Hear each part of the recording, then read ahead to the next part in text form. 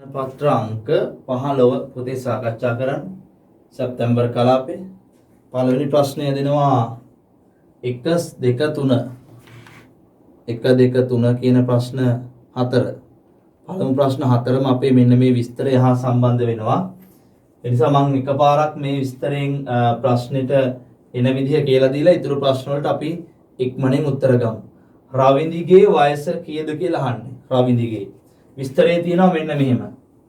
රවින්දි හා දුලති. රවින්දි හා දුලතිගේ වයස්වල එකතුව රවින්දි හා දුලතිගේ වයස්වල එකතුව අවුරුදු 44යි. මම මේ වාක්‍යයේ තියෙන එකම මම මෙතන සමීකරණ වලට සම්බන්ධතාව වලට ගන්න පුතේ. ඊළඟට දුලති හා විසලිගේ වයස්වල එකතුව අවුරුදු 30කි. දුලති හා විසලිගේ වයස්වල එකතුව අවුරුදු 30කි. රවිදි දුලති හා විසලි යන තිදෙනාගේම වයස්වල එකතුව 54කි. රවිදි දුලති හා විසලි යන තිදෙනාගේම වයස්වල එකතුව අවුරුදු 54කි. මේ අනුව බලන්න ආපහු රවිදි හා දුලතිගේ වයස එකතුව අවුරුදු 44යි. දුලති හා විසලිගේ වයස එකතුව අවුරුදු 30යි.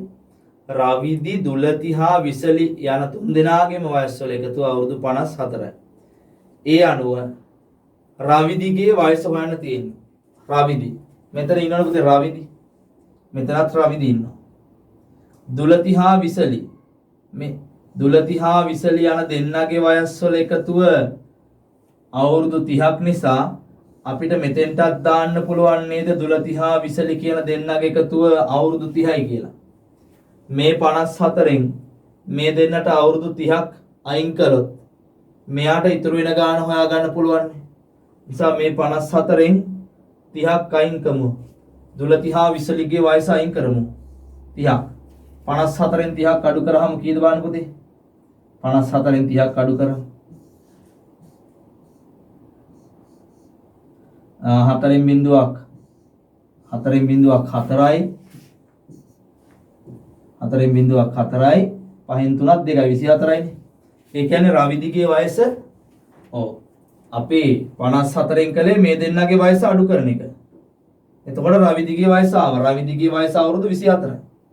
එහෙනම් රවිදිගේ වයස අවුරුදු 24යි. පළවෙනි ප්‍රශ්නෙට උත්තරේ අවුරුදු 24යි.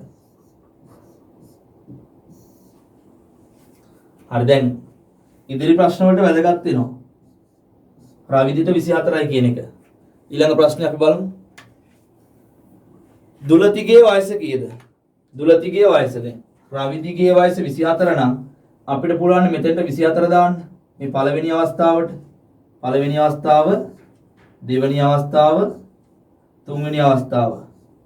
right. පළවෙනි අවස්ථාවේ රවිදිගේ වයසට 24 දැම්මොත් දුලතිගේ වයස හොයන්න පුළුවන්. මේ අවුරුදු 44න් මේ 24 අඩු කරන්න රවිදිගේ වයස. 44න් 24ක් අඩු කළාම දුලතිගේ වයස එන්නේ පුතේ අවුරුදු 20යි. දැන් දෙන්නෙක්ගේ වයස හොයාගත්තා. දුලතිගේ වයස. අපි ඔහොම විසලිගේ වයසත් හොයාගමු. දුලතිගේ වයස 20 අපිට පුළුවන් මේ දෙවෙනි අවස්ථාවට ආදේශ කරන්න. දුලතිගේ වයස අවුරුදු 20 දානවා මෙතෙන්ට. එතකොට මෙතන අවුරුදු 30න් දුලතිගේ 20 අඩු කරොත් විසලිගේ වයස එනවා. 30න් 20ක් අඩු කළොත් 10යි. විසලිගේ වයස 10යි. හරිද? එහෙනම් අපි ඔක්කොගේම වයස හොයාගෙන තියෙන්නේ. එහෙනම් උත්තර ටික දෙන්න විතරයි තියෙන්නේ. දුලතිගේ වයසනේ අහන්නේ. දුලතිගේ වයස අවුරුදු 20යි කියලා අපි හොයාගත්තා. එහෙනම් මෙතන ලියනවා අවුරුදු 20යි. මේ දෙවෙනි ප්‍රශ්නේ ඊළඟට අංක 3 විසලිගේ වයස. විසලිගේ වයස අවුරුදු 10යි නේද පුතේ මේ 10යි. විසලිගේ වයස අවුරුදු 10යි.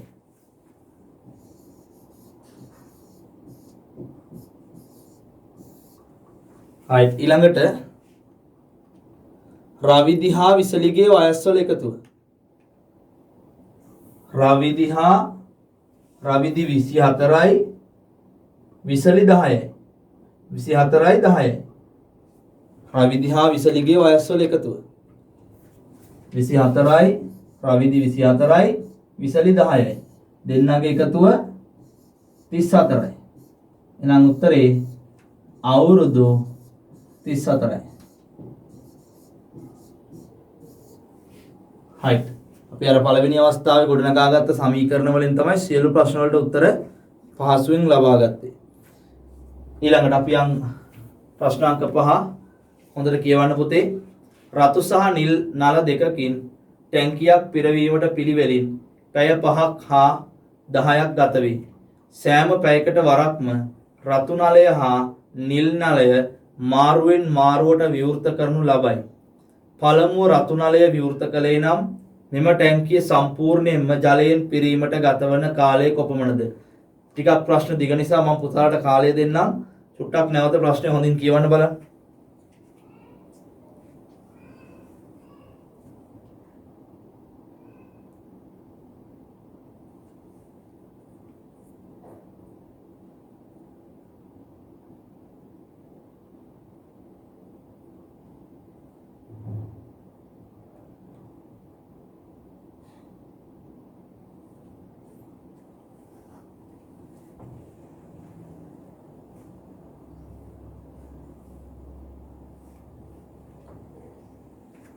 හරි මම කාලය දුන්න කියවන්න. පුතාලට තවදුරටත් කියවන්න අවශ්‍ය නම් වීඩියෝ එක නවත්තන්න. නැවතුවම මේ ඩිස්ප්ලේ එක පේනවනේ. හොඳට කියවන්න වෙලාව අරගෙන. ඊට පස්සේ මම මේ කියලා දෙන දේ තේරුම් ගන්න උත්සාහ කරන්න.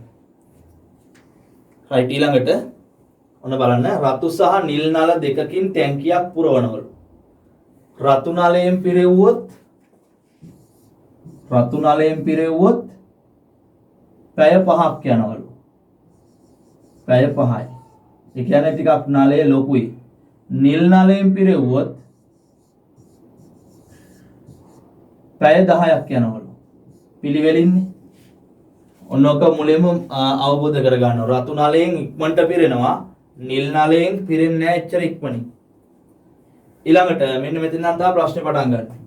සෑම පැයකට වරක්ම රතු නලය හා නිල් නලය මාරුවෙන් මාරුවට විවෘත කරනු ලබයි. පළමුව රතු නලය විවෘත කළේ නම් මෙම ටැංකිය සම්පූර්ණයෙන්ම ජලයෙන් පිරීමට ගතවන කාලය කොපමණද? පුතේ මෙන්න මේ මම කියන කාරණා හොඳින් තේරුම් ගන්න බලන්න. මෙන්න මේ රතු නලය විවෘත කළොත් ටැංකිය පිරෙන්න පැය 5ක් යනවා. පැය 5ක් යනවා. එතකොට මේක පැයක් විවෘත කරලා තිබ්බොත් ටැංකියෙන් 5න් පංගුවක් පිරෙනවා නේද? අන්න එතන හිතන්න හොඳට. රතු නලය දැන් ටැප් එකක් ඇරියම රතු පාට ටැප් එක ඇරියම පැය 5කින් ටැංකිය පිරෙනවා. රතු පාට ටැප් එක ඇරියම පැය 5කින් ටැංකිය පිරෙනවා නම් පැයකින් පිරෙන්නේ ටැංකියෙන් 5න් පංගුවයි. අන්න ඒක තේරුම් ගන්න. ඒ වගේ මට කියන්න හිතන්න පුතේ මෙහෙම නිල් නලය විවෘත කරොත් ඒ කියන්නේ නිල් පාට ටැප් එක ඇරියොත් එහෙම පැය 10ක් යනවා. ටැංකිය පිරෙන්න පැය 10ක් යනවා. ඒක පැයක් ඇරියොත් මොකද වෙන්නේ? මේක පැයක් අරිනවා කියලා කියන්නේ නිල් පාට ටැප් එක ටැංකියෙන් 10න් පංගුවක් පිරෙනවා. පැයකදී පිරෙන ප්‍රමාණය මම කියන්නේ. නිල් පාට ටැප් එකෙන් අපි කියනවා දැන් රතු පාට ටැප් එකෙන් පිරෙන්නේ පැයකදී ටැංකියෙන් 5න් එකයි. නිල් පාට ටැප් එක ඇරියොත් පැයකදී පිරෙනවා ටැංකියෙන් 10න් එකක්. ඔන්න ඔය අවස්ථා දෙක තේරුණා නම් ගාන හරිය ලේසි. ඒ නිසා මේ ටික තේරුම් නැතුනොත් නැවත බලන්න. right ඊළඟට පුතේ ඔන්න මොකද්ද කියන්නේ? පළමුව රතු නලය විවෘත කළේ නම් මෙම ටැංකිය සම්පූර්ණයෙන්ම ජලයෙන් පිරීමට ගතවන කාලය කොපමණද? සෑම පැයකට වරක්ම රතු නලය හා නිල් නලය මාරුවෙන් මාරුවට විවෘත කරනු ලැබේ. රතු එක අරිනවා පැයක් තියලා ඒක වහලා නිල් එක අරිනවා. ආයෙ පැයක් තියලා රතු එක අරිනවා. එතකොට ටැංකිය පිරෙන්න යන කාලය කොච්චරද කියලා අහන්න. මුලින්ම මම කරන්නේ ටැංකියක් ඇඳ ගන්නවා. මෙන්න ටැංකිය. මේ ටැංකිය මම බෙදා ගන්නවා කොටස් 10කට.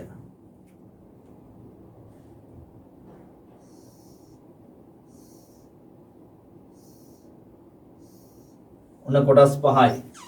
1යි 2යි 3යි 4යි 5යි ඊළඟට.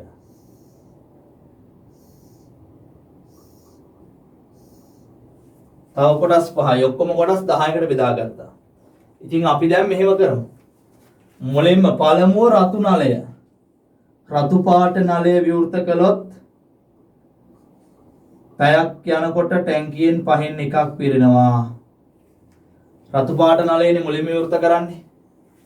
රතු පාට නලය විවෘත කළොත් පැයක් යනකොට පහෙන් පංගුවක් පිරෙනවා. දැන් මේ ටැංකියෙන් පහෙන් පංගුවක් කියන්නේ කොච්චරද? ටැංකියෙන් පහෙන් පංගුවක් කියන්නේ ටැංකියෙන් පහෙන් පංගුවක් කියලා කියන්නේ 10න් නම් කොටස් කීයද? තුල්‍ය භාග වලට එන්න ඕනේ. පහෙන් පංගුවක් කියන්නේ 10න් නම් කොටස් දෙකක්. එහෙනම් රතු පාට නලය විවෘත කරාම මෙන්න මේ ටික පිරෙනවා. කොටස් දෙකක් පිරෙනවා. පහෙන් එකක් කියන්නේ 10න් දෙකක්. ඊළඟට නිල් පාට නලය පිරවනවා. විවෘත කරනවා නිල් පාට එක. එතකොට ටැංකියෙන් 10න් එකක් පිරෙනවා. ඔන්න නිල් පාට එක. 10න් එකයි පිරෙන්නේ. එකයි පාට කරන්නේ. පැයක් යනකොට. රයිට්. ඊට පස්සේ ආයෙ රතු එක විවෘත කරන්න එපේ. ආයෙ රතු එක විවෘත කරොත් ආයෙ පහෙන් එකක් පිරෙනවා. පහෙන් එකක් කියන්නේ කොටස් දෙකයි.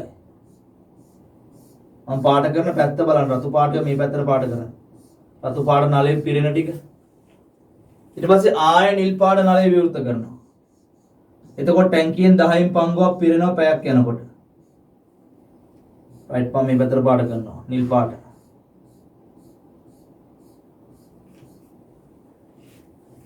ආයෙ පැයක් යනවා. දැන් ඊළඟ පැයේදී රතු පාට නලය විවෘත කරනවා. ඒකෙන් පහෙන් එකක් පිරෙනවා. පහෙන් එකක් කියන්නේ 10න් දෙකයි.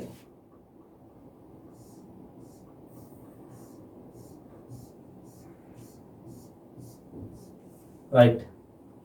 ආයෙ විවෘත කරන්න ඊළඟ පැයේදී නිල් පාට නලය. නිල් පාට නලයෙන් පිරෙන්නේ 10න් එකයි.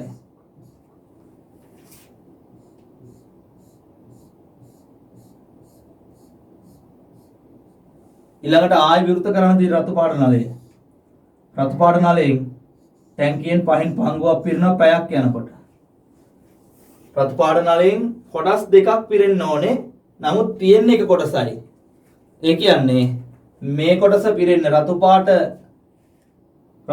නලය විවෘත කළොත් මේ කොටස පිරෙන්නේ මෙන්න මේ ටික පිරෙන්නේ යන්නේ පැය භාගයයි හරියටම. පැය භාගය. දැන් බලන්න පුතේ කොච්චරද කාලය යන්නේ කියලා. මෙතෙන්ට පැයයි. මෙතෙන්ට පැයයි. මෙතෙන්ට පැයයි. නිල් පාට මෙතෙන්ට පැයයි. මෙතෙන්ට පැයයි. මෙතෙන්ට පැයයි. මෙතෙන්ට අපිට ගිය පැය භාගයයි. රතු පාට එක විවෘත කළොත් එක කොටුවක් පිරෙන්න යන්නේ පැය භාගයයි. පැය 1යි 2යි 3යි 4යි 5යි 6යි පැය භාගයයි. පැය 6යි මිනිත්තු 30යි. උත්තරේ එන්නේ පැය 6යි මිනිත්තු 30යි. දැන් මේ ගාන මම එකපාරක් කියලා දුන්නා උත්තරේ පැය 6යි මිනිත්තු 30යි. තේරුනේ නැහැ කියලා තීරණය කරන්න කිසිම අවශ්‍යතාවයක් නැහැ පුතේ. මේක වීඩියෝ එකක් නිසා පුතාට පුළුවන් නැවත තේරුම් නැත්තම් දැන් ගාන මොකක්ද කියලා තේරෙනවනේ. උත්තරේ හදන විදිය තේරුම් නැතුනට ගාන මොකක්ද කියලා තේරෙනවා. ඒ නිසා පුතාට පුළුවන් නැවත වීඩියෝ එක ආපස්සට ගිහලා නරඹන්න. අනිවාර්යයෙන්ම හොඳට වැඩ කරන දුවල පුතාලා නම් මේක තේරෙනකම්ම බලනවා. ඊළඟට 6 වෙනි ප්‍රශ්නේ කිලෝග්‍රෑම් ග්‍රෑම් එකතු කරන්න අඩු කරන්න තියෙන අපි සාමාන්‍ය නිකන් සාමාන්‍යයෙන් එකතු කිරීමක් විතරනේ මෙතන තියෙන්නේ.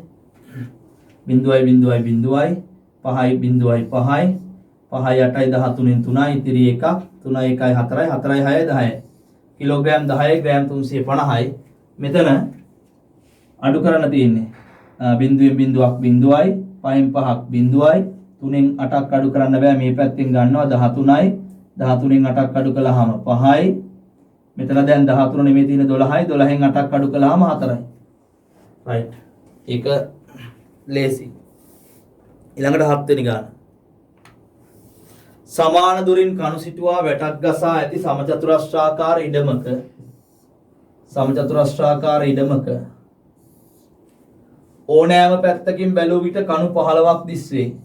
මේ පැත්තෙන් බැලුවමත් කණු 15යි, මේ පැත්තෙන් බැලුවමත් කණු 15යි, මේ පැත්තෙන් බැලුවමත් කණු 15යි, මේ පැත්තෙන් බැලුවමත් කණු 15යි. ඉඩම වටා ගසා ඇති මුළු කණු ගණන. කණු 15 පෙනුනට අපි දන්නවා මේ මුළු හතරේ තියෙන කණු දෙපාර ගානේ පේනවා. මුළු හතරේ තියෙන කණු දෙපාර ගානේ පේනවා. ඒ නිසා කණු 15 වරක් 4ක් අපිට පේනවා 15 වේව 4ක් 15 වරක් 4 60යි. කණු 60ක් පෙනුනට ඒකෙන් 4ක් දෙපාරක් ගණනය වෙලා දී ගණනය වෙලා ඒක වළක්වන්න නම් අයින් කරන්න නම් 60න් 4ක් අඩු කරන්න ඕනේ. එතකොට ඇත්තටම කණු තියෙන්නේ 56ක් විතරයි. 56ක් විතරයි. right ඊළඟට ඒතකොට උත්තරේ 56 පුතේ 7 වෙනි ප්‍රශ්නෙට අංක 8 වාහනයක් පැයට කිලෝමීටර 60ක එකම වේගයෙන් කිලෝමීටර 300ක දුරක් ගමන් කළේ නම් එම ගමනට ගත වූ කාලය කොපමණද? කොච්චර දුරක්ද? කිලෝමීටර 360ක්. පැයකට යන්නේ කිලෝමීටර 60යි. එහෙනම් කොච්චර කාලයක් ගත වුණාද බලන්න. 360 බෙදන්න ඕනේ කිලෝමීටර 60. පැයට යන ප්‍රමාණය. බෙදන්න හරිම ලේසියි. මොකද මේ බිඳුවට මේ බිඳුව කපනවා. ඊළඟට 36ට 6යි. ඒ කියන්නේ පැය 6ක කාලයක් තමයි මේ ගමනට ගත වෙන්නේ. right ඊළඟට අංක 9 සිරිපාල මහතා සෑම දිනකම රුපියල් 2500ක මුදලක් තම ගිණුමේ තැන්පත් කර ඉන් රුපියල් 500ක මුදලක් නැවත ආපසු ගනී. ඔහු දින 10කදී ඉතිරි කරන මුදල කීයද කියලා අහනවා.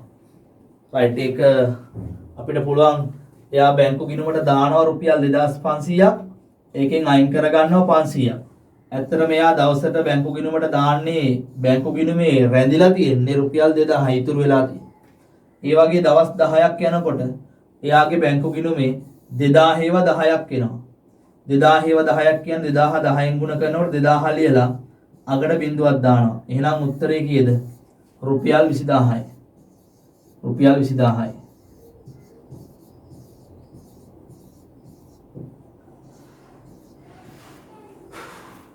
right අවසාන ප්‍රශ්නය. මෙම රූපයෙන් 4න් 3ක් අඳුරු කර දක්වන්න. right ත්‍රිකෝණ ගොඩාක් වගේ තිබ්බට මේක කොටස් 4කට බෙදාගත්තොත් මෙයා එක කොටසක්, මෙයා එක කොටසක්, මෙයා තව කොටසක්, මෙයා තව කොටසක්. 4න් 3ක් අඳුරු කරන්න කිව්වනම් මෙන්න මේ කොටස් 3 විතර අඳුරු කරා නම් හරි මොනවා හරි පුතාට කැමති මේ වගේ බෙදා ගන්න කොටස් 3ක් පාට කරලා පෙන්නනවා නම් ලස්සනට මේ මම වගේ ඉරි කෑලි වලින් නෙමේ පැන්සලින් සම්පූර්ණයෙන් පාට කරලා පෙන්නනවා නම් හරි.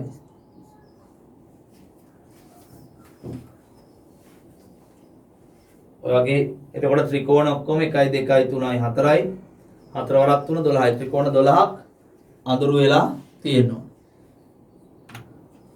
right අපි කතා කළේ ප්‍රශ්න පත්‍ර අංක 13. හෙට දවසේ අපි 14 වෙනි ප්‍රශ්න පත්‍රයෙන් නැවත හමු වෙමු. අර කිව්ව ප්‍රශ්න එහෙම නැවත පුතේ බලලා හොඳට තේරුම් ගන්න උත්සාහ කරන්න.